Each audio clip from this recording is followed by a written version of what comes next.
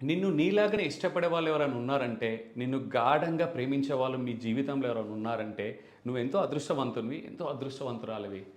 కానీ ఆ ప్రేమ, ఆ ఇష్టం చిరకాలం నిలవాలంటే మాత్రం మీరు ఆ ప్రేమని, ఆ ప్రేమించే వాళ్ళని గ్రాంటెడ్‌గా, ఎంటైటిల్‌గా మాత్రం తీసుకోవద్దు.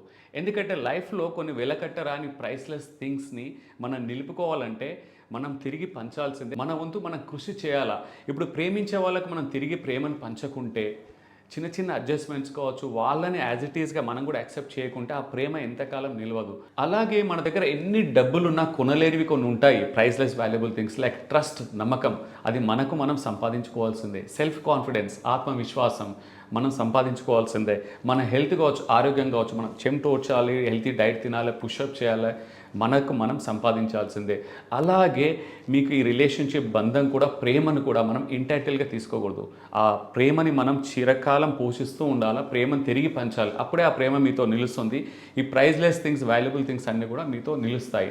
మీరేమంటారు? మీ అభిప్రాయాన్ని షేర్ చేయండి. Stay blessed and stay connected. నిన్ను